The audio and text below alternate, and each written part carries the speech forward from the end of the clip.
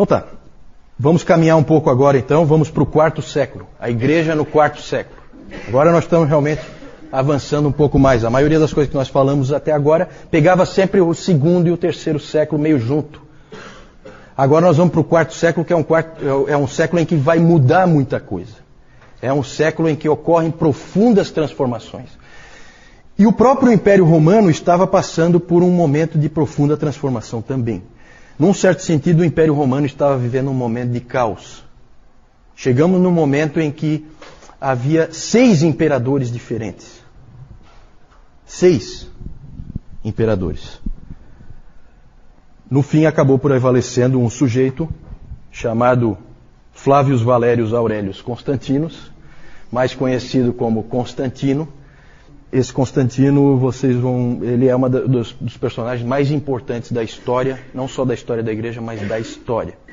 Esse Constantino, ele acabou prevalecendo, acabou se tornando o único imperador. Primeiro ele se tornou imperador só do Ocidente, havia ainda um imperador no Oriente, depois ele acabou unificando o império completamente.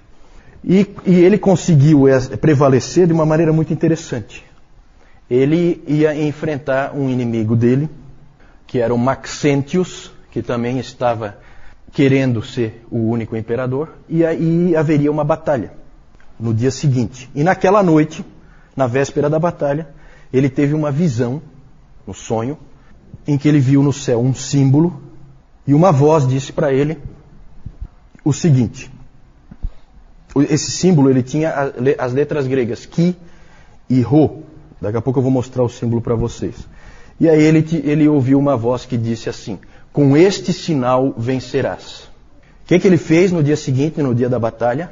Ele acordou, botou a turma dele para trabalhar e colocou aquele símbolo em todos os escudos, em todas as bandeiras do exército dele. E aí, na famosa batalha da Ponte Milvio, é o nome da ponte onde a batalha ocorreu, nessa batalha ele realmente prevaleceu contra um exército muito maior do que o dele. E aí ele atribuiu essa vitória à visão que ele teve. Em 313, ele entrou em acordo e aí ele se tornou o imperador único do Ocidente. Em 313, um ano muito importante na história da igreja, em 313 ele entrou em acordo com o imperador do Oriente, que era o Galério, para que cessassem as perseguições aos cristãos. Depois nós vamos ver aquele símbolo ali, esse símbolo é chamado de Labarum. E esse símbolo das letras Ki e Rho são as 2 primeiras letras de Cristo. Então ele atribuiu aquela vitória a Cristo. E aí por isso então ele começou a favorecer os cristãos. E aí ele entrou em acordo com o Galério para que cessassem as perseguições aos cristãos, e em 313 então foi publicado o Edito de Milão, o famoso Edito de Milão, que é o que define o fim das perseguições. Na verdade, no Oriente ainda continuou havendo perseguição, tá? O Galério assinou, mas não, acho que ele não estava tão a fim de cumprir assim, e acabou continuando a perseguição. Inclusive os mártires de Sebaste, se não me engano, foi no ano 320 que eles morreram. Por isso que as perseguições ali a gente coloca do ano 60 até o ano 320. O Edito de Milão não estancou de vez ali as perseguições. Mas já estava, né, a coisa estava indo. No Ocidente passou a haver total liberdade para exercer a fé cristã. A coisa mudou assim. Vocês imaginam como é isso? Um monte de gente morreu anteontem. E agora, de repente, todo mundo pode livremente se dizer cristão. É uma transformação brutal. Uma coisa assim que muda tudo. No ano 324, Constantino acabou tomando o controle do império inteiro. E aí ele levou a capital do império para uma outra cidade. Deixou de ser Roma, a capital do Império Romano. Para onde que ele levou? Quem sabe? Para Constantinopla. Como é que chamava a cidade? Porque Constantinopla foi ele que deu, né? Claro, humildemente, né? O nome da cidade não era esse. Como é que chamava a cidade? Bizâncio, isso mesmo, Francisco. Ele levou para a cidade de Bizâncio, e lá então ele reconstruiu a cidade, claro, para ficar à altura do imperador, construiu um monte de monumentos, aquela coisa toda, e chamou a cidade de Constantinopla. Quem já viu Constantinopla num mapa, hoje é Istambul, né? você vai ver que ela é extremamente estratégica, porque ela fica no ponto de encontro da Ásia com a Europa. E o grande inimigo dos romanos naquele tempo eram os persas que vinham do Oriente. Então ele estrategicamente levou, como ali havia muito problema, ele levou a sede do império mais para o Oriente. E isso aí vai ter consequências para a igreja, tá? Tudo tem consequências. Já vamos ver isso aí. Até a mudança de Roma para Constantinopla vai afetar a igreja profundamente. A pergunta é a seguinte: Constantino era um cristão? Isso aí é difícil de dizer. Ele, ao longo da vida dele, ele sempre viveu uma vida que se poderia dizer subcristã, né? A vida dele não correspondia à fé que tinha. Evidentemente que ele não era disciplinado como o povo comum, porque ele era o imperador e todo mundo era grato a ele. E aí nós vamos ter figuras como esse Eusébio de Cesareia, que... Bom, depois eu falo do Eusébio.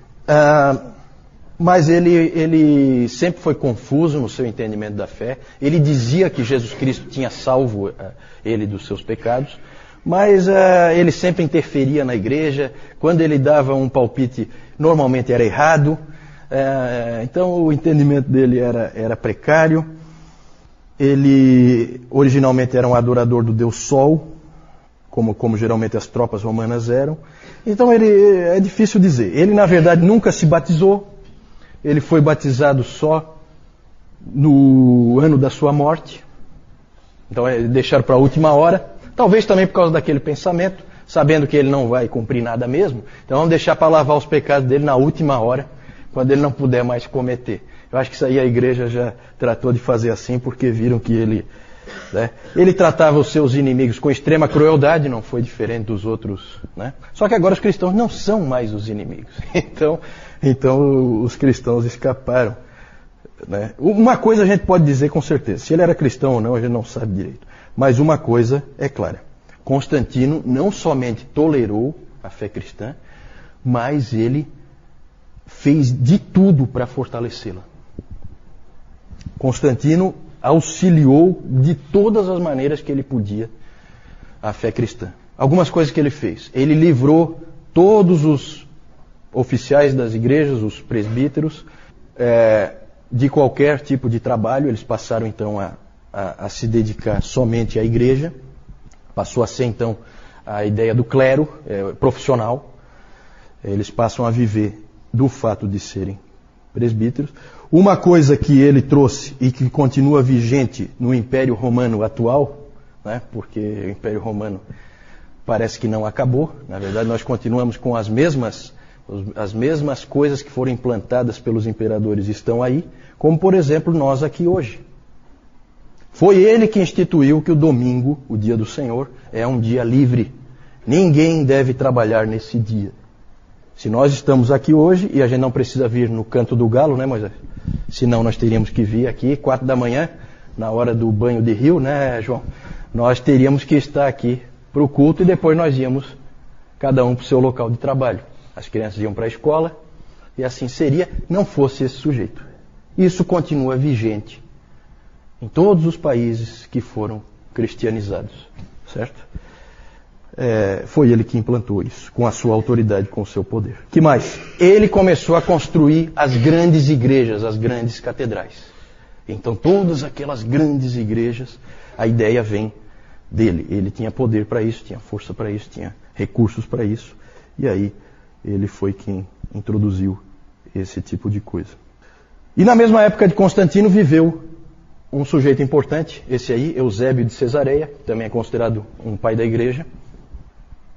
Lembram que eu já falei dele, porque foi ele que escreveu, ele é considerado o pai da história da igreja, porque ele escreveu o livro História Eclesiástica, que conta várias histórias lá dos cristãos primitivos. Dizia-se de Eusébio que ele era tão erudito que ele sabia tudo o que havia para se saber. Eu acho que é um pouquinho de exagero aí, mas ele certamente foi um teólogo também, e ele introduziu uma coisa que depois começou a se chamar de a teologia oficial. Porque ele pegou esse momento histórico E aí é o perigo de você interpretar a providência de Deus. É sempre perigoso. Porque aí fica na cabeça assim, olha só o que aconteceu, o imperador se converteu ao cristianismo. Quem é que esperava isso? Depois de anos e anos de perseguição, 250 anos de perseguição, o imperador se converte ao cristianismo. Quem é que podia esperar uma coisa assim? Deus está fazendo alguma coisa. É isso que passa na cabeça. Mas o que ele está fazendo? E aí você começa a interpretar. E aí eu falei no domingo passado aquela questão da dificuldade de você pegar a história da igreja, a dificuldade é interpretar o que está acontecendo. E o Eusébio resolveu interpretar. E olha como é que ele interpretou uma frase dele aqui. Constantino foi elevado por Deus para ser o vice-regente de Deus. Constantino é o representante de Deus na Terra. Por isso que o Eusébio é considerado naquela classificação de Niebuhr, que eu mostrei no domingo passado, sobre a cultura, cristianismo e cultura, ele é considerado o que encaixa no Cristo da cultura. Por quê? Porque o Império Romano é o reino de Deus na Terra. É assim que ele pensava. Certo? Isso aí tem uma série de reflexos, tá? Claro que toda essa ideia, toda essa noção vai ser fortemente atacada depois por Agostinho no Cidade de Deus, no livro dele. Essa ideia de que é o reino de Deus na Terra, que é o Império Romano. Não, isso aí tudo ele vai derrubar. Mas o Eusébio veio com essa ideia aí. E aí com Constantino começa uma nova era na história da igreja que vai durar 1000 anos. A era de Constantino. Toda a influência dele vai se fazer sentir ao longo desse tempo. Começam a ocorrer coisas positivas. Na verdade, os valores cristãos começam a prevalecer no império. Aquela história de você jogar o filho fora, crime. Opa, não. Agora o império é cristão. Não existe, isso aí acabou. Jogar o filho ali na calçada, de jeito nenhum. Então, começou a haver esse tipo de coisa. Valores cristãos foram se impondo na sociedade. Domingo foi estabelecido como um dia livre, em que deveria haver dedicação para o Senhor. E é interessante, gente, uma coisa que eu já refleti bastante sobre isso, porque o David Calhoun ele levanta isso aí, e é realmente interessante. O que aconteceu nesses primeiros 500 anos é que você veio de uma sociedade totalmente pagã, um mundo, vamos falar de mundo, né? Você vem de um mundo totalmente pagão e esse mundo vai se tornando cristão. Cristão, entenda um cristão de uma maneira ampla, tá? Quando a gente fala cristão, não é cristão nascido de novo. Não. Cristão de uma maneira ampla, certo? Cristo como o rei, essa visão. Você tem isso acontecendo, vem do paganismo para o cristianismo. Dali para frente tudo é cristão. O cristianismo vai se fazer sentir ao longo de toda a história, até chegar nos últimos 500 anos. Aí o Calhoun fala que é um efeito espelho, né? Porque nos últimos 500 anos, de 1500 até o ano 2000, e até hoje, nós vemos o contrário acontecendo. O mundo passa depois de 1000 anos, o mundo passa a progressivamente deixar de ser cristão e passa a voltar a ser pagão. Nós estamos vivendo isso hoje. Será que é à toa que você hoje tem o aborto defendido livremente? O homossexualismo voltando com tudo? Não que não houvesse perversões sexuais ao longo desse tempo todo. Claro que sim. Mas tinha que ser uma coisa de alcova, escondida. Hoje não, hoje é bonito. Bonito. A pornografia está aí. Então por quê? Porque nós estamos voltando ao paganismo. Interessante, essa é uma reflexão interessante para você fazer com calma. É uma coisa que impressiona na história da igreja. O tempo em que a gente vive é um tempo muito diferente de outros tempos da história da igreja, em alguns aspectos. Muitas consequências negativas também da conversão, entre aspas, de Constantino. O Peter Brown, ele usa uma expressão em que ele fala da conversão do cristianismo. Que não é o império que se converte ao cristianismo, é o cristianismo que se converte ao império. Certo? Então o cristianismo perdeu alguma coisa aí. E um historiador disse, aí para a gente entender um pouco mais, né? Porque que a gente vai começando a ver agora o quê? A gente vai começando a ver a igreja cada vez mais buscando o quê? Riquezas, luxo, glória, poder. Foi sempre assim? Começou assim? Aquele grupo de pescadores que seguiam um carpinteiro? Não. Agora é o império. Agora o padrão é o padrão do imperador. As igrejas são feitas como palácios. Certo? Daqui a pouco nós vamos ver umas figuras aí que mostram já essa situação. E, na verdade, nós vemos que um historiador disse o seguinte, eu acho que também é uma frase interessante para a gente refletir.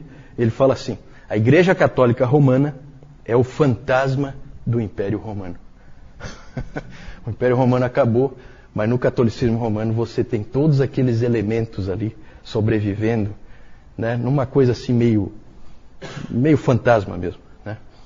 Mas tudo ali vai se construindo.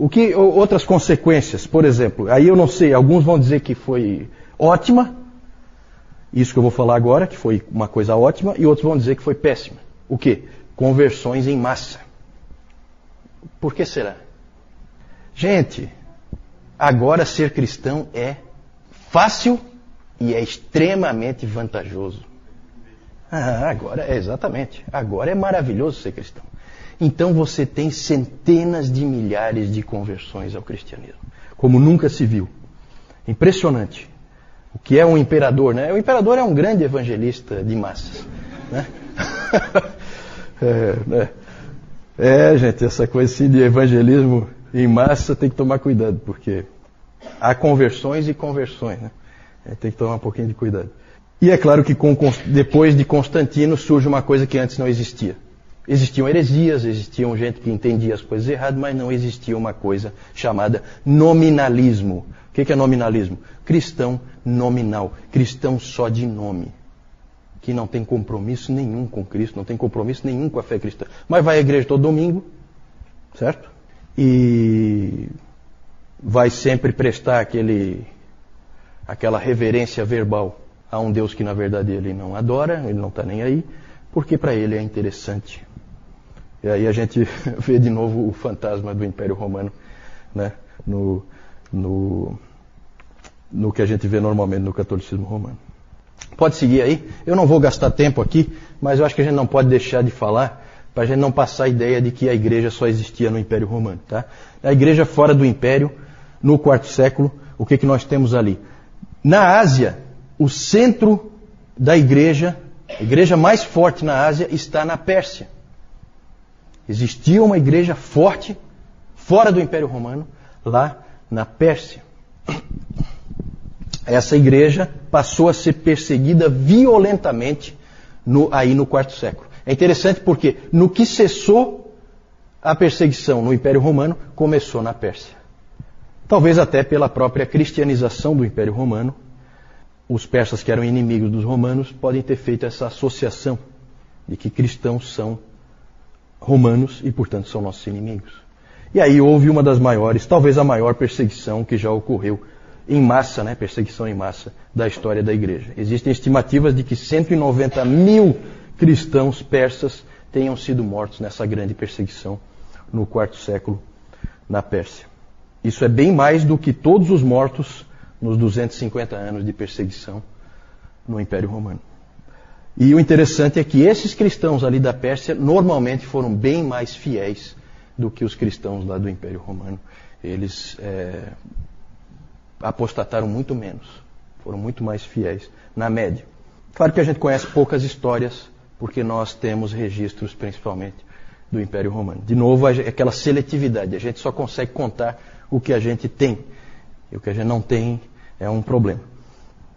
Na África também, fora do Império Romano, alguns lugares na África eram Império Romano, como nós já vimos. O norte da África todo, Tertuliano era africano, Agostinho era africano, o Cipriano era africano, você tem um monte de gente ali. Então todo o norte da África ali é Império Romano. O Egito é Império Romano. Mas mais para baixo ali do Egito, você tem o reino de Axum, que é a Etiópia, hoje é a Etiópia, que não é Império Romano. E você tem mais para baixo ainda, mais a sul, você tem a Núbia, que hoje é o Sudão, aquela região ali onde é o Sudão. esses países aí foram cristianizados. São histórias interessantes, a gente não tem tempo para ficar vendo, né? Mas é muito bacana. A Etiópia, a igreja etíope, devia a sua origem ao que eles chamavam de os 9 santos. Os 9 santos são 9 missionários que vieram da Síria. Então é bacana essa coisa mundial, né? 9 missionários da Síria vieram e evangelizaram um país inteiro, um reino inteiro, que é esse reino de Axum. A Núbia também foi, aí eu não sei exatamente quem é que alcançou, mas também havia cristianismo ali. Na Etiópia persiste essa igreja até hoje, é uma igreja separada, né? Ela tem uma história separada, ela é diferente. Na Pérsia também existe essa igreja. Vocês lembram na época da guerra do Iraque, que se dizia lá, vinha aquele Tariq Aziz, ele vinha fazer um pronunciamento e ele não era muçulmano, ele era cristão, certo? Só que ele não é um cristão evangélico ou católico ou nada disso, ele é cristão dessa igreja da Pérsia, lá do, sabe? É uma igreja completamente à parte, ela não passa pela história que nós passamos, então é diferente. A igreja na Núbia foi praticamente destruída, desapareceu, né? Ali houve principalmente perseguição da parte dos judeus. Volta só um pouquinho aí, eu só quero falar mais uma coisa. A ida de Constantino, eu falei antes que a ida de Constantino para Constantinopla, ele sai de Roma, leva o império, a sede do império para Constantinopla. Mais ou menos como o Juscelino, que levou a capital, que era Rio de Janeiro, levou para Brasília. Então aconteceu uma coisa parecida no Império Romano, só para comparar. E isso aí fez com que em Roma, que era a grande cidade, gerasse um vácuo de poder, né? Ali sempre foi a sede de poder e agora ficou assim. Tinha lá um sub-imperador, mas não era a mesma coisa. Ficou assim uma carência ali daquela cidade de poder, de ter ali alguém que fosse realmente poderoso. Adivinha quem que ocupa esse vácuo? O que vocês acham? Quem? O Papa, né? O Papa. Que aí o bispo ali, bispo é pouco, né? Bispo tem em toda a cidade. Isso é coisa pequena. Isso é coisa para qualquer um, né? Então começam a acontecer essas coisas interessantes aí. Tudo tem uma explicação histórica. Pode passar? Só aqui rapidamente, esse aqui é o Lábarum, né? Aquele símbolo. Aqui é um quadro, evidentemente, do Constantino. Lá no cantinho está o Lábarum. Então ele vendo, com este sinal vencerás. Lá a batalha da Ponte Milvio, né? Como o artista simbolizou, com uma ajuda de anjos e tal. Tudo isso aí é só arte, né? Pode passar? Aí nós já vemos a influência, né, do Império sobre a Igreja. Aquilo que o Peter Brown chamou de conversão do cristianismo. O cristianismo se convertendo a alguma outra coisa que não é cristianismo. A gente vê, por exemplo, como é que começa a ser a ceia, certo? Cálice de ouro, bandeja de ouro cravejada de pedras preciosas, certo? Olha só, né? Aqui, esse símbolo aí, ó, da época, né? Você tem Jesus Cristo entregando uma chave para quem? Para Pedro, e entregando um estandarte para quem? Constantino, né? Teologia oficial. Um sarcófago de um cristão, certo? Quanto é que vocês acham que custa para você contratar um artista para fazer todo esse entalhe aqui, certo? Né? No teu leito de morte. Então começou essa coisa, luxo, pompa, riqueza, poder. Entrou na igreja. Vamos lá. Esse é o Eusébio de Cesareia, só, claro, simbolizado aí por uma figura. Vamos lá.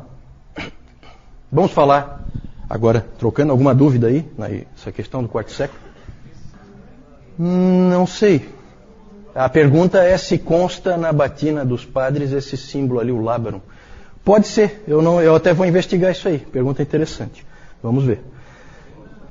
A pergunta da Jussara é sobre a Igreja Ortodoxa. Como é que, em que pé que está essa história de Igreja Ortodoxa, a Igreja Oriental, né? Na verdade, ainda é uma igreja única, mas começam a haver traços aí de problemas. A Igreja Oriental, ela é diferente. Ela já tem características diferentes, culturalmente ela é diferente. Mas aqui, o próprio fato do imperador ir para Constantinopla, ou seja, ele ir para o Oriente, certo? Ainda mantém uma boa unidade, certo? Ainda não é o momento em que elas vão se separar. Na verdade, há um prestígio ao patriarca de Constantinopla pelo fato do imperador agora estar ali, na cidade dele, e não mais em Roma. Certo? Ele veio para o Oriente, né? Então, aí nós vamos falar bastante, tá, da Igreja Ortodoxa, né, um pouquinho mais para frente, tá?